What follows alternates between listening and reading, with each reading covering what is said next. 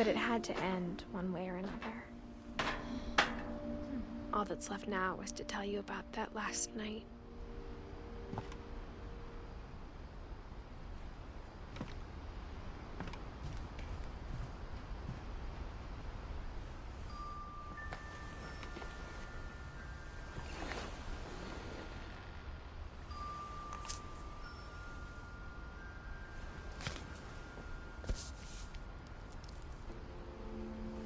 That whole last day, Edie just watched us pack and didn't say a word.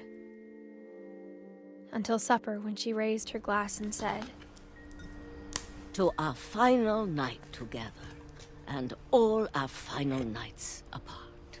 Grandma, you know what I said about alcohol.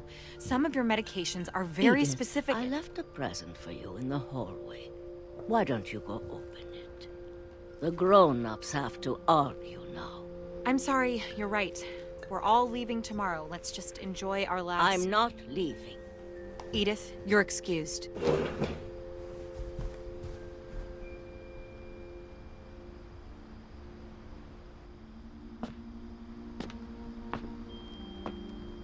the power had been shut off that morning, but Edie always had plenty of candles.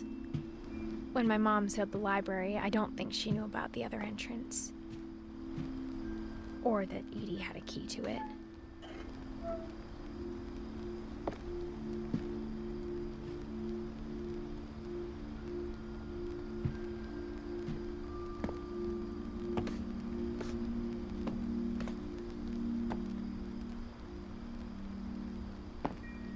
The thing you're afraid of isn't going to end when you leave the house.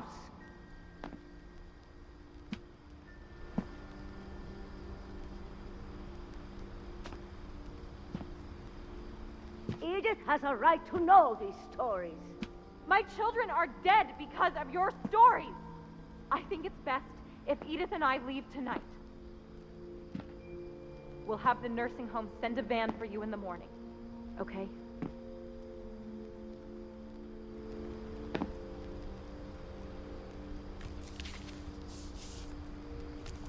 Dear Edith, there's so many stories I wish I could tell you. But there's only time for one. That night, the tide went way, way out.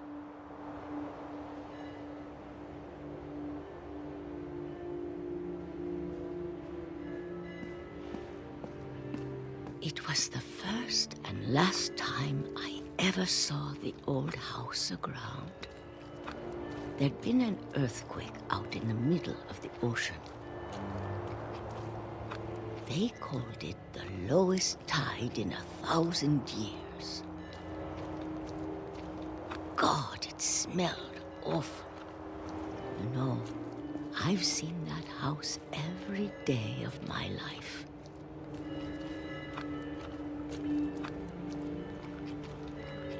But I never thought I'd go back to it. When the fog rolled in, I lost my way.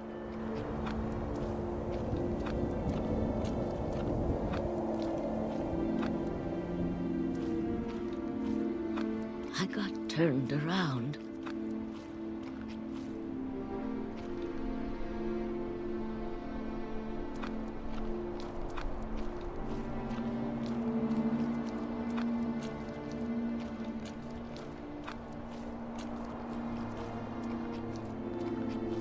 For a while, I wandered.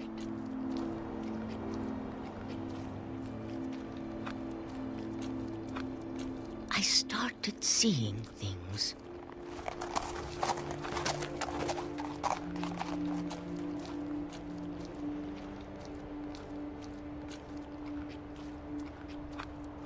Things I'd forgotten had ever existed.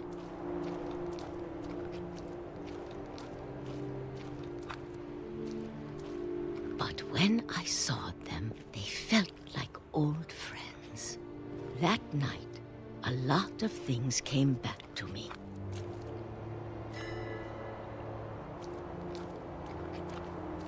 Or maybe I came back to them.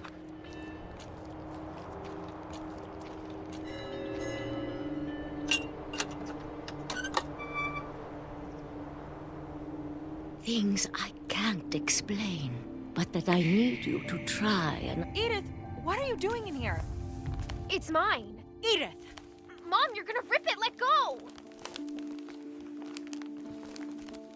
I kicked and screamed, but...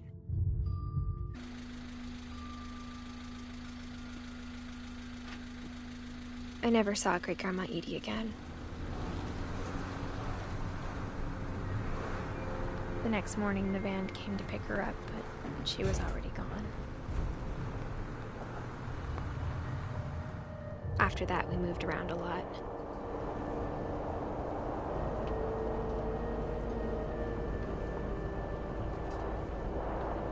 We both tried to make the best of it.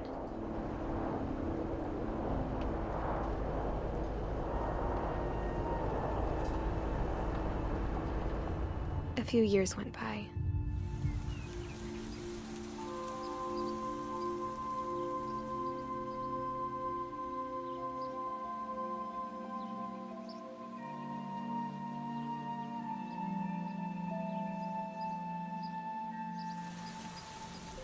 My mom didn't like to talk about it, but she started getting sick a lot.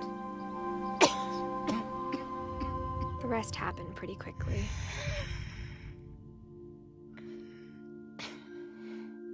She got better for a while, and then she didn't.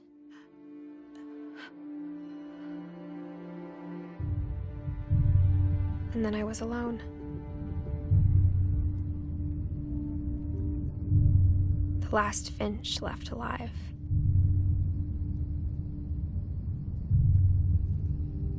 Until I found out about you. I'm still not sure what to tell you about all this. If we lived forever, maybe we'd have time to understand things. But as it is, I think the best we can do is try to open our eyes. And appreciate how strange and brief all of this is. This journal was supposed to be for you.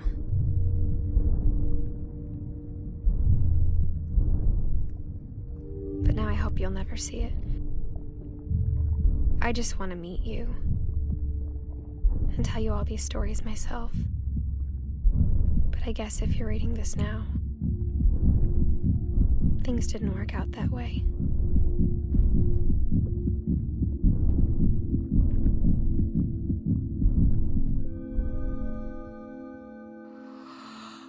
This is where your story begins. I don't want you to be sad that I'm gone. I want you to be amazed that any of us ever had a chance to be here at all. Good luck.